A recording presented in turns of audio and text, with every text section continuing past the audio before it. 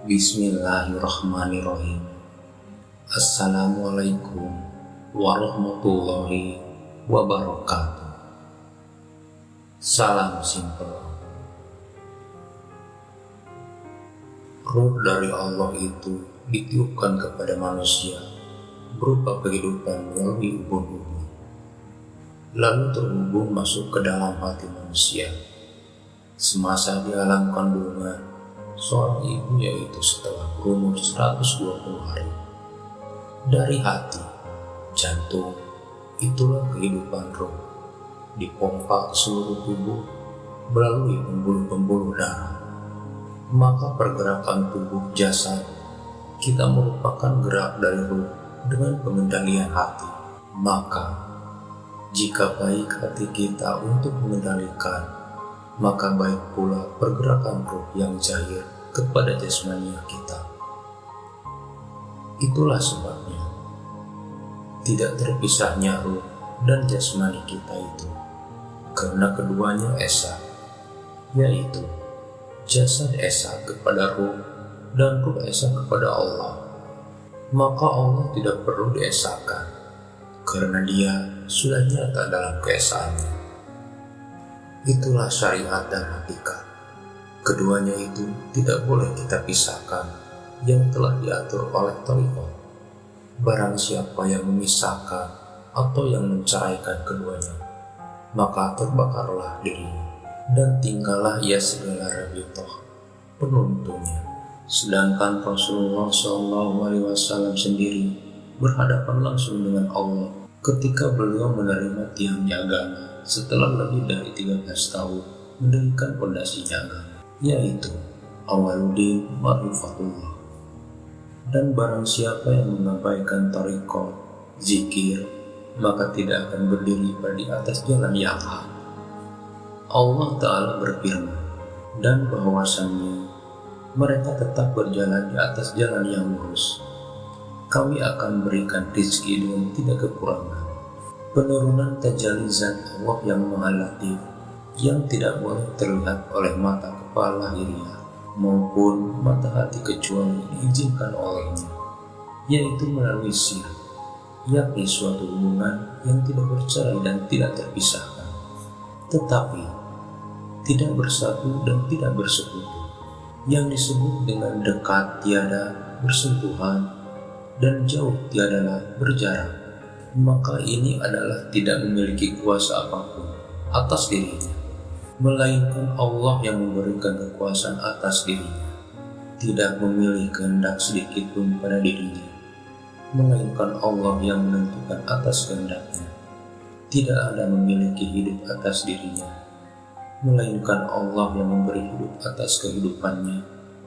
Tidak ada ilmu pengetahuan sedikit pun atas dirinya, melainkan Allah yang memberikannya pengetahuan ilmu.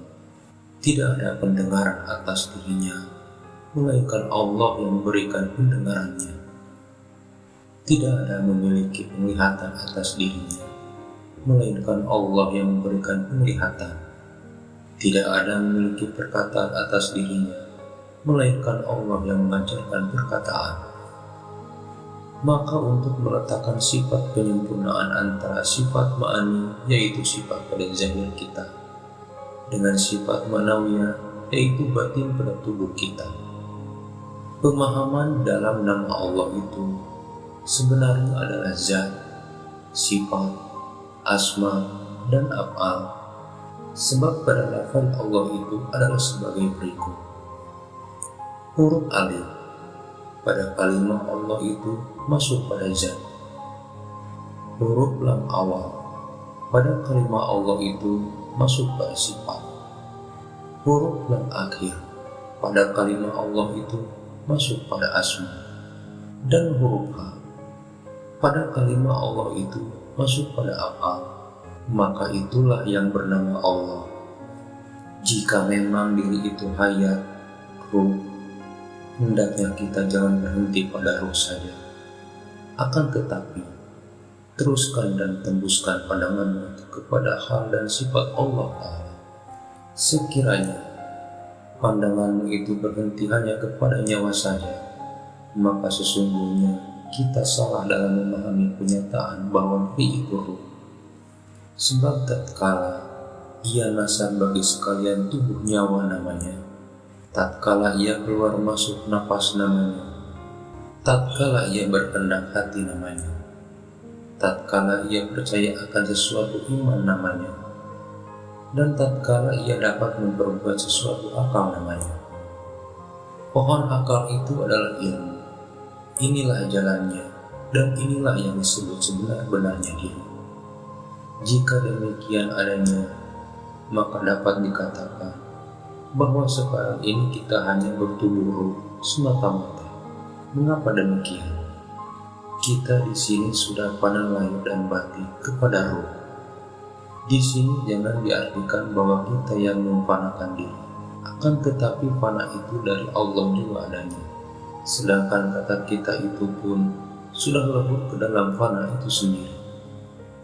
Itu sebabnya, jika ada orang yang mengatakan telah dapat dan mampu memfanakan diri, akan tetapi ia sendiri tidak tahu dan tidak kenal akan dirinya, maka sesungguhnya itu omong kosong dan bohong besar saja. Mengapa demikian? Sebab jika seseorang itu tidak tahu atau kenal siapa dirinya yang sesungguhnya, maka mau difanakan kemana dirinya itu? Nyawa itu adalah Nur Muhammad. Nur Muhammad itu adalah sifat, dan sifat itulah hayat. Akan tetapi, ingat olehmu bahwasanya roh itu bukan Tuhan, tetapi tidak lain daripada Tuhan, asalkan saja diteruskan kepada zat dan sifat. Jika ini dapat dipahami, maka jangan kamu cari lagi akan ia, karena bila dicari lagi, bukannya semakin dekat, akan tetapi malah semakin jauh. Siapa saja yang telah sampai pada makom ini, pastilah ia tidak akan mau mengatakan kata-kata syariat, thariqah, hakikat, marifat.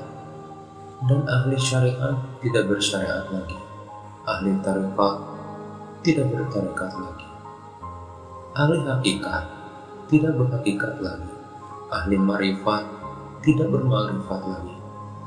Silakan direnungkan.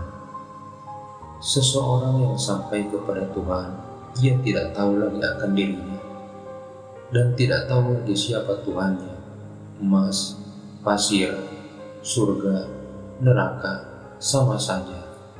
Ia lebih senang diam, karena diam itu adalah kedudukan Tuhan yang Maha Agung dan Maha Mulia serta Maha Tinggi. Sebagai tambahan agar kita benar-benar mengenal akan diri yang sebenar-benarnya diri, maka ketahuilah olehmu, Rasulullah SAW bersabda, "Aku adalah bapak dari segala ruh." Sedangkan Adam itu adalah bapak dari sekalian batang jasad atau tubuh. Batang tubuh manusia itu dijadikan oleh Allah Subhanahu wa Ta'ala daripada tanah. Aku jadikan insan, Adam, itu daripada tanah. Tanah itu daripada air. Air itu dijadikan daripada Nur Muhammad. Dengan demikian, maka nyatalah bahwasannya batang tubuh dan ruh kita ini jadi daripada Nur Muhammad. Maka Muhammad juga namanya, tiada yang lain. Sesungguhnya, tubuh kita yang kasar ini tidak akan pernah dan tidak akan dapat mengadakan pengenalan kepada Allah, melainkan dengan Nur Muhammad juga. Itulah sebabnya, maka dinamakan pohon dusta, artinya yang hampir pada wujudnya. Adapun wujud itu adalah wujud Allah Ta'ala juga adanya. Sekali-kali jangan ada wujud yang lain daripada wujud Allah Ta'ala. Itulah yang sebenar-benarnya diri. Begitu pula dengan kelakuan, jangan ada yang lain, karena tidak ada kelakuan yang lain selain kelakuan Allah Ta'ala. Sebab kalimat Faqad Arafah itu tiada akan menerima salah satu, melainkan suci zahir dan batin adanya. Zat artinya wujud Allah semata-mata. Itulah yang sebenarnya. Melihat itu basyar Allah, berkata-kata itu kalam Allah, dan seterusnya. Seandainya ada yang lain dari dirinya, maka seluruh pengenalanmu itu akan menjadi batal. Sekianlah. Semoga bermanfaat.